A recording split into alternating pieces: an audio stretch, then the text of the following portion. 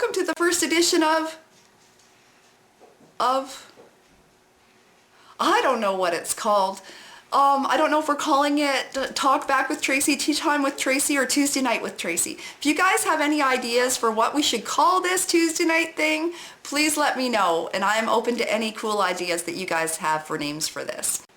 Now, a couple of the topics aren't quite makeup related, so this video was already really long, so what I've done is made a second Tuesday night video and put it on my other channel with those questions, and I hope that's okay with you guys. I just wanted to answer everybody in 1 week, and I didn't want the video too long so that nobody wanted to watch it. So yeah, so I'll put the other ones on my other channel, and I'll put a link to that in an annotation in this video. And I will also put it in the underbar. So anyway, I have some cool topics for this week. The first one is from a girl that's been subscribed to me for like ever. Her name is Graceanola or Graceanola. I hope I said that properly. I'm sorry if I butchered it, but she has been a subscriber of mine since pretty much I first started on here. And she wanted me to talk about hair related stuff. I don't know if she had anything specific in mind, but these were the things I thought of as soon as I read her comment. So one thing that I really like to do is, you know how you get staticky hair in the winter? And I do this in the summer too because it prevents flyaways, but I like to take Fleecy, the fabric softener, in the shower with me. And after I've shampooed and conditioned, then I take the Fleecy and I just pour some in my hand and I just run it through my hair, and then I rinse it right out. And it keeps it from getting staticky. People can walk near you with balloons that they've rubbed all over themselves and your hair is not going to stand out. It's not going to gravitate toward the balloon. It's actually a really neat tip. I actually got it from a guy when I was in high school. It will not change your hair color and it will not dry your hair out, and you're not leaving it on your head for any length of time. It doesn't hurt your scalp. At least I've had no problems with my scalp as a result of it. But it does an amazing job. Another thing I like to do is about once every couple of weeks I like to put an egg through my hair and then wait about an hour and then wash it out. Now, while I rinse the egg out before I apply my shampoo, one thing about that though is use warm water, not hot water, because if the water is too hot, you're going to cook that egg on your head, and well, yeah, we all know how gross that would be. Now, Glamour is Life wanted me to talk about chiclets that won't make you gag. When I read more historical stuff. Right now I'm reading the biography of Nostradamus, so I really am not familiar with what the popular chiclets that are out there right now. So if any of you have any chiclets that Glamour's Life should check out, please put them down in the comments below so that she can check those out. Now, Rar, it's Sarah, and I love her name. It's like Rar, it's Sarah. But anyway, wanted me to talk about healthy nails. I am not the best person to talk to about that because my nails, sometimes they're great, sometimes they'll get really long and really thick, and then other times all I have to do is pick up a load of wet laundry out of the washer and my nails will start breaking and peeling and stuff. So I would have to say that for healthy nails, it starts with your diet. You want to make sure that you're taking in proper amounts of calcium and protein. Now, I know a lot of girls have taken gelatin tablets. I have done that in the past. Right now, what I use, because my nails are going through that splitty breaky thing right now, is I've been taking flaxseed oil. And I do that periodically for my hair and my skin.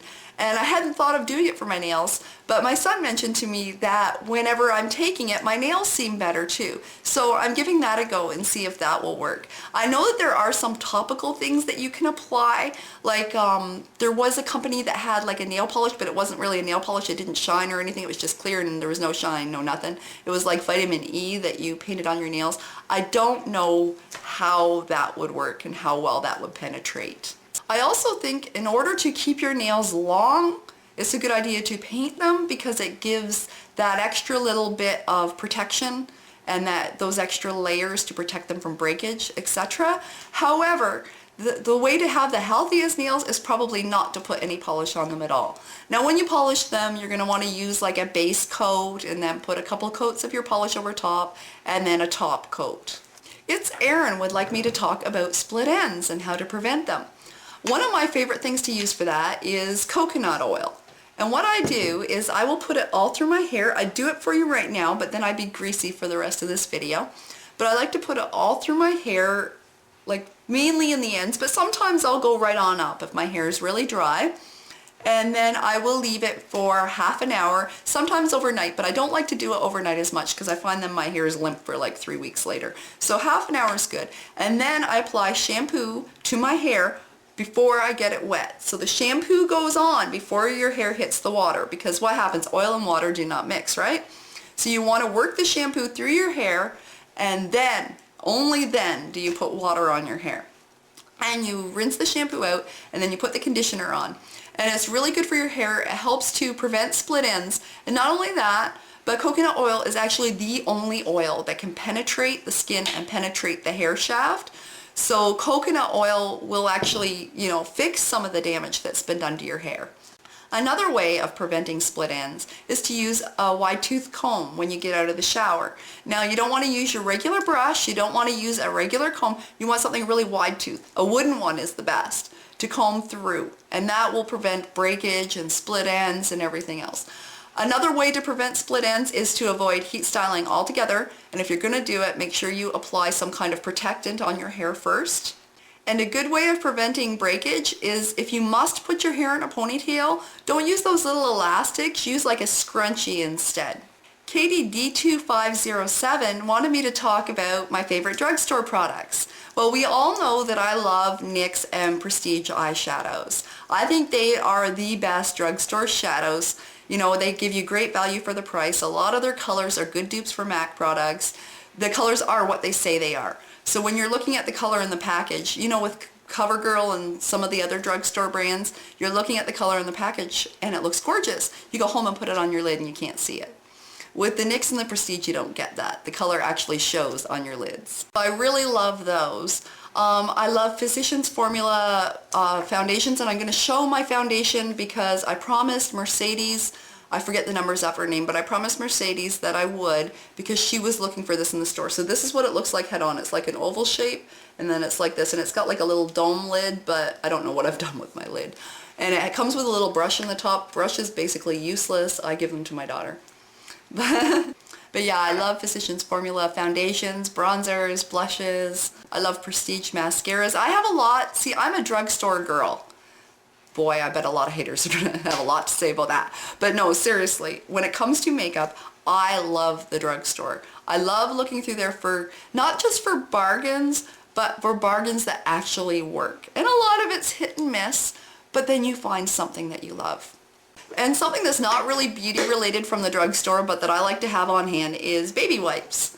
And I have no young babies, but I like to use these like if I goof up with my makeup, or if I'm filming more than one tutorial in a day, then I can use one of these to just remove the eye makeup so that the rest of my face is still done and I can go ahead with the next tutorial. Or sometimes at night, how you're just too tired to wash the makeup off your face. I find these are great for that too, because you can just wipe it off and it's gone. Like, I wouldn't want to do that on a regular basis, and if you do that, make sure you use the baby wipes with aloe. Some of you might be thinking, ooh, that's gross, you're putting baby wipes on your face, but they're not used, and they're pretty much the same ingredients as are in makeup wipes. So why not pick up a pack of baby wipes for $2 and use that instead, save some money. Katie D2507 also wanted to know what my favorite eyeliner is and how I keep from poking myself in the eye. Okay, so for my favorite eyeliner, there's not really one that I would call my favorite, but the ones I use the most are Revlon Color Stay Liquid Liner, the L'Oreal Intense Liner Liquid Liner. I like to use the Revlon Color Stay Pencil as well. On my waterline, I like the Wet n Wild Gel Liner. So those are the ones I use the most. Now, how do I keep from poking myself in the eye? To be honest with you, I haven't actually ever poked myself in the eye with an eyeliner before. But I would have to say that the best way to do that would be to use a magnified mirror, because then you can see closer up, so you can see what you're doing a little bit better. And that would probably help prevent from poking yourself in the eye. If anybody else has any ideas for how to help Katie D2507 from poking herself in the eye with her eyeliner, please post it in the comments below so that she can try them out. Now, with mascara, I have occasionally poked myself in the eye. And the way that I prevent that is to hold my mirror under me and tilt my head back. For some reason, I find that's a lot of people do that to prevent getting mascara up here. It seems to keep me from poking myself in the eyeball. So, And again, a magnified mirror is a good idea because you can see up close and personal and you can see what you're doing a whole lot better. Forever Tulip wanted me to talk a little bit more about the Ambrosia lip color. The first thing she wanted to know is how long it stays on. This will stay on my lips for 3-4 hours. Again, that's depending. You know, if you're drinking and eating, it's going to wear a little bit quicker. But generally 3 or 4 hours I can get out of this. She also wanted to know about the colors it's available in. Oh wow, it's available in like 17 colors. There's this one which is guava. They have one called water apple, which is a brighter pink. They have fig, which is like a pretty burgundy. They have a yellow, they have a blue, they have a white, they have a black. The colors are amazing. And I have a secret about the Ambrosias. And I can't tell you yet, but after my winners are announced for the contest that I just had, there might be a little giveaway. Ha ha ha ha ha ha. So just keep tuned for that because there might be one coming up. Hint, hint, hint. She also wanted to know about the texture and what it feels like on your lips. The texture of it is very creamy. It feels very, almost like if you were to put soft butter on your lips or margarine. That's kind of what it feels like. When you're wearing it, it doesn't feel oily or sticky. It's very light. You know how sometimes when you apply a lip gloss or a lipstick and you can feel this layer on your lips? You don't feel that with this. It's just really nice and light.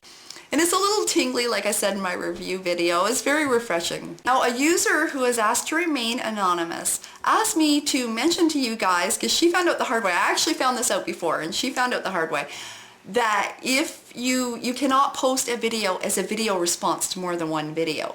You used to be able to do that, but at some time or other, YouTube changed that. I don't know if it's a glitch or if YouTube actually changed it, but you can only have a video as a video response to one video right now. So say if you posted a video response to this, but then you saw another video and you thought, oh, it would make a good response for that video too. As soon as you post it as a video response to the other video, it immediately takes it off this video. So I don't know when YouTube did that. And what I want to point out to you is that always keep that in mind when you're entering contests. Because say somebody was doing an 80s contest and you decided to do Cyndi Lauper makeup and you posted your entry. Well then say Cyndi Lauper gets a YouTube channel and she puts up a video and you think, wow, I'm going to post it as a video response to that so that she'll see it. Well, what happens is you're no longer in the original contest because your video is automatically removed from it when you posted it as a video response to that other video. So keep that in mind when you're entering contests. For some reason, I don't know if it's a glitch or if YouTube did this intentionally, but right now you can only post a video response to one video at a time. If you post it to a second video, it automatically gets removed from the first video. So this has been our first Tuesday night episode. Obviously, it's still a work in progress. I haven't sorted out everything yet about how this is going to go. I'm hoping it's a success. What I'm hoping will happen is you guys will comment about things and get in conversations in the comments. I'm hoping to get in conversations with you about things that I talked about and ideas that you guys have. I'd like it if you gave me some help with names for what we're going to call this Tuesday night thing. And if you could post topics for next Tuesday night in there as well, or send me a PM, that would be great. Now, if you'd like to see what Tuesday night topics were discussed on my non-makeup channel, then just click this annotation, or this one, or this one, or this. They'll all take you there. Anyway, until next time, talk to you later. Bye.